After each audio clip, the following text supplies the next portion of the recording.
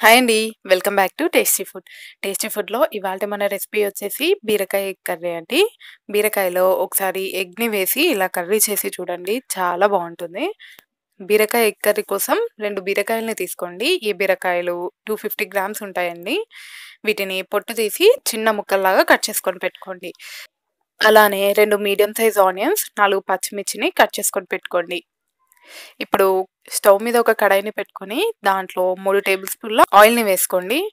మంటని మీడియం ఫ్లేమ్‌లో పెట్టుకొని హాఫ్ టేబుల్ స్పూన్ జీలకర్ర, మనం కట్ చేసుకొని పెట్టుకున్న పచ్చిమిర్చి, ఆనియన్‌ని వేసుకొని ఆనియన్‌ని ఫ్రై చేసుకోవాలండి. ఒక 2 నిమిషాల పాటు ఫ్రై చేసుకుంటే సరిపోతుంది.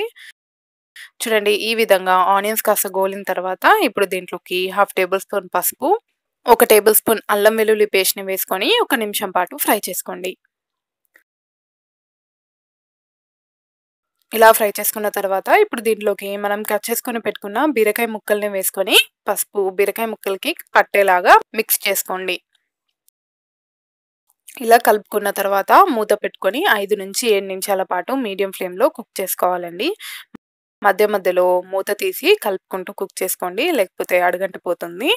ఒకవేళ మీకు అడుగంటినట్టు అనిపిస్తే మంటని లో ఫ్లేమ్‌లోకి టర్న్ చేసుకొని కుక్ చేసుకోండి. 6-7 నిమిషాల తర్వాత బీరకాయ నుండి ఇలా వాటర్ రిలీజ్ అయిన తర్వాత ఇప్పుడు దీంట్లోకి రుచికి సరిపడినంత సాల్ట్, 1 టేబుల్ స్పూన్ కారాన్ని వేసుకొని మిక్స్ చేసుకొని మళ్ళీ మూత పెట్టి లో ఫ్లేమ్‌లో 2-3 నిమిషాల పాటు కుక్ చేసుకోండి.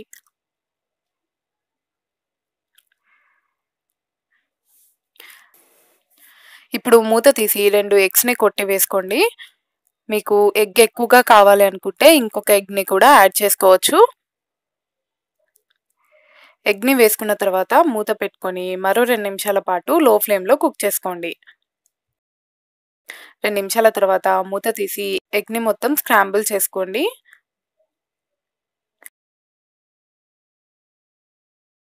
ఒక నిమిషం పాటు కుక్ చేసుకున్న తర్వాత ఇప్పుడు దీంట్లోకి శుభ్రంగా కడిగి కట్ చేసుకొని పెట్టుకున్న కొత్తిమీరను వేసుకోండి.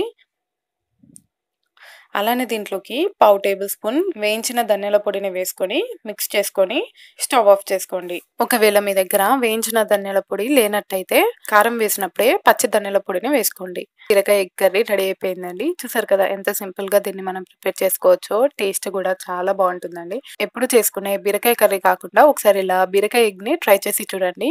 మీకు ఈ రెసిపీ నచ్చినట్టయితే లైక్ చేయండి, షేర్ చేయండి. టేస్టీ ఫుడ్ ఛానల్‌ని సబ్స్క్రైబ్ చేసుకొని పక్కనే ఉన్న బెల్ ఐకాన్ని క్లిక్ చేయండి. Thanks for watching.